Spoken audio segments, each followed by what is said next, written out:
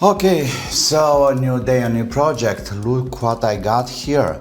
I'm not talking about the sun outside, but the new charger from Charsoon, 10 amps, 250 watts. This is an antimatter synchronous balance charger discharger. Well, input 10 from 18 volts DC, output charge discharge 250 20 watts, and so on. There are plenty of tutorials about this kind of chargers on YouTube, so I don't want to insist too much about that. Let's open it up. What's happening here? Okay, there we are. Okay, so here is the machine itself. All I have to say, it's really heavy.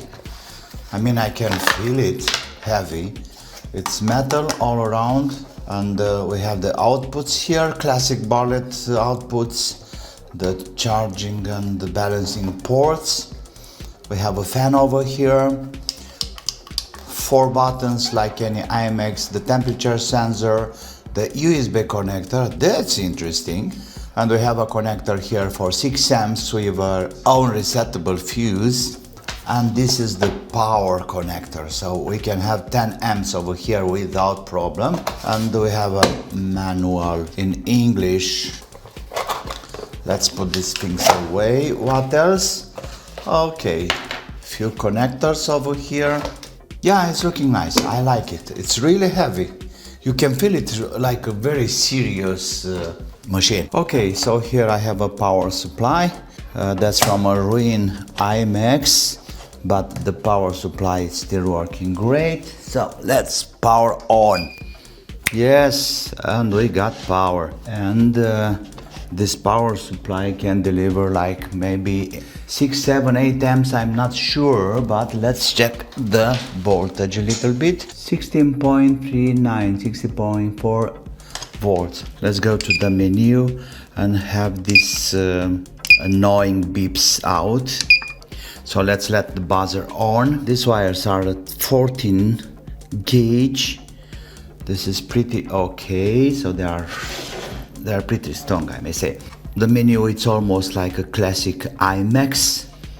What I want to say especially, we have some functions here that are really interesting me, because I'm checking a lot of nickel metal hydride batteries for hybrid cars, and we got here something called forming charging. And let's say if we have a pack, let's say of 6 nickel cadmium or nickel metal hydride batteries, this forming, it's doing a kind of balancing the cells inside the pack. So I never had this kind of function to any other IMAX before.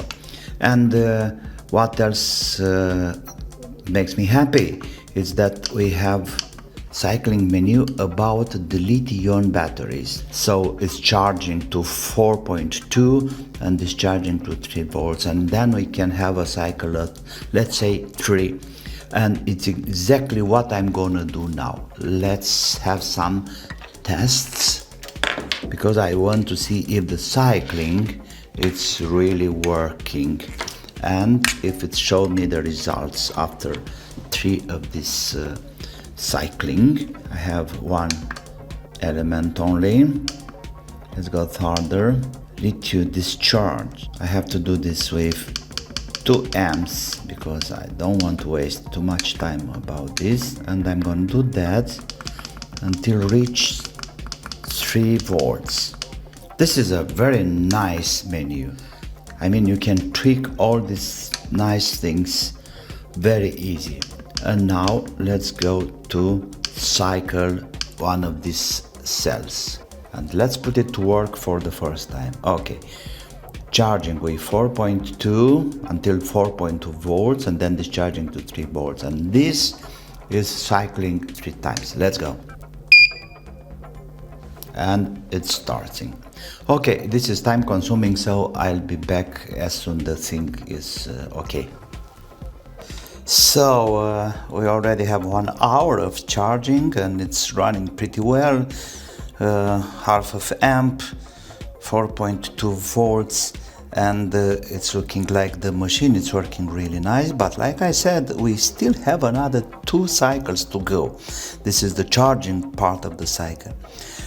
It's very important because that can make checking the lithium cells or any other kind of cells very easy. You don't have to be worried about writing down the charging currents, the charging capacity or the discharging capacity. Finally, after 3 cycles, let's say in my case, we're gonna have a clear statistic about the state of health of this cell. Okay, so the first charging phase it's done. Let's go to this charging phase.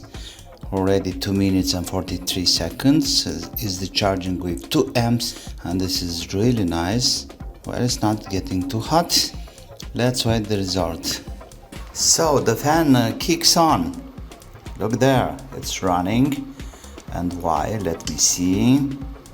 Because the internal temperature went to 37 degrees. It was 40 degrees just a little bit before.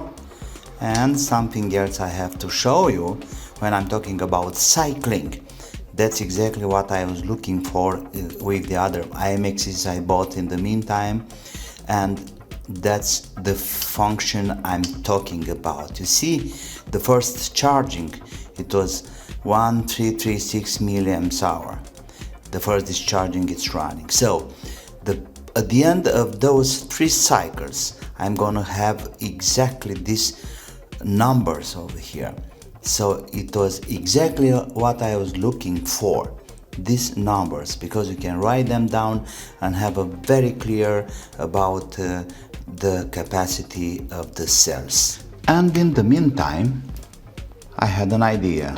Let me see if we can connect the antimatter, the Charsoon Antimatter, to the computer.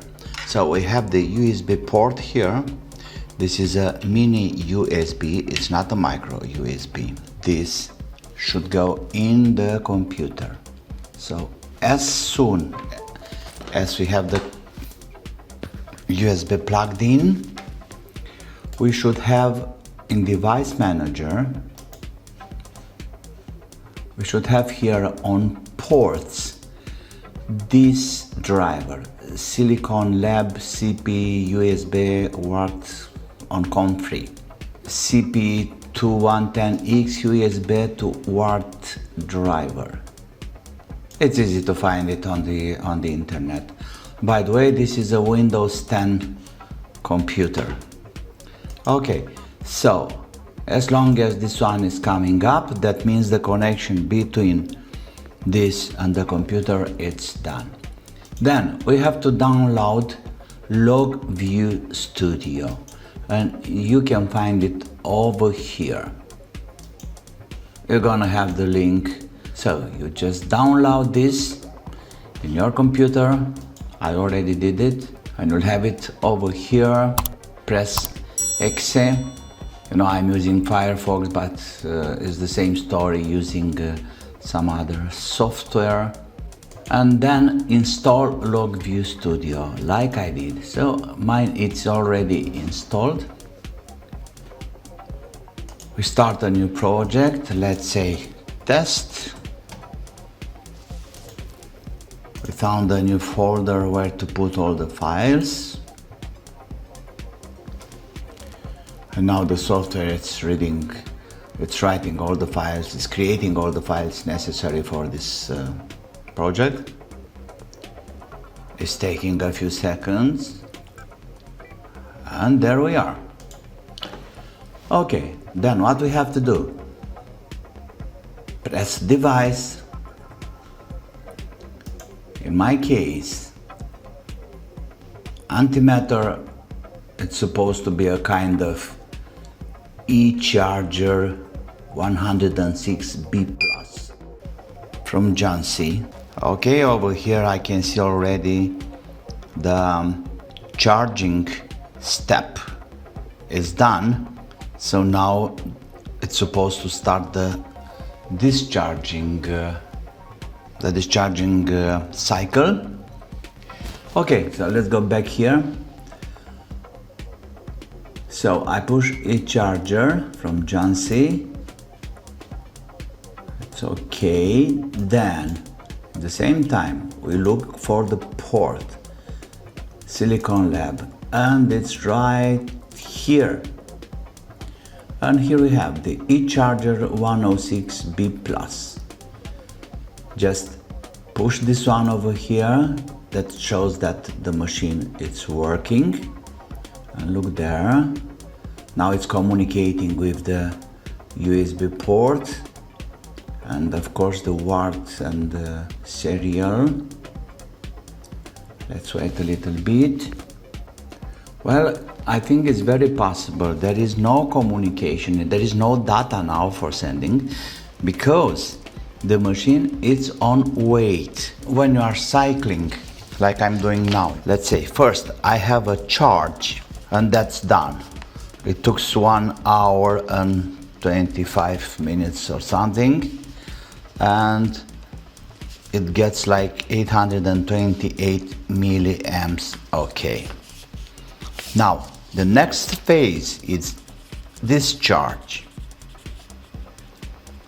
Now the machine is waiting for the next phase, but in between charging and discharging, there is a time. Also, you can adjust this waiting time, and I think now it's around 5 minutes. This is a very good idea to have this in between time to let the cell cooling down, to let the cell settle down. That's the story, and that's why we don't have now any data over here, because it's saying very, very clear the machine is on waiting. So we have to wait until the discharging phase it's on. It's the single charger. It can do this kind of cycling with lithium-ion and polymer or any lithium-based cells. Okay, so the discharging is starting, and is discharging with 2 amps, and look here, we already have discharging. What we can do now, let's have one of these circular gauge. Okay, and there we have the live gauge. You just press over here to let it know that it's live, and there we are. So we have this red one showing the input voltage, and that's 17 volts or something, and the yellow one now is showing the voltage, the cell voltage, so it's 3.4 or something. Anyway, so we can change anything we like. Let's see, the input current around 2 amps. Look there. What about the yellow one? Let me have the current. Yes, it's discharging with 2 amps. And we have the numbers here too. Okay. That's the voltage, if you like. The red one now is showing me the voltage of the cell. And I want the yellow one to show me the capacity. And look over here.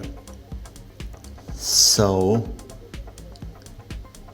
now the capacity is around 64 milliamps, 66 we got over here. It's a perfect communication between Antimatter and the software. And of course, we have some other statistics here, like a chart. Why not? And we got here a lot of data. But let's take them out. So we have the input voltage. That's the input voltage from the power supply to Antimatter, and We have peaks like 16.64. You see it's going up and down. Okay, let's see about the cell voltage. So we start discharging 3 minutes ago or something with 4.1, and now it already went down to 3.3.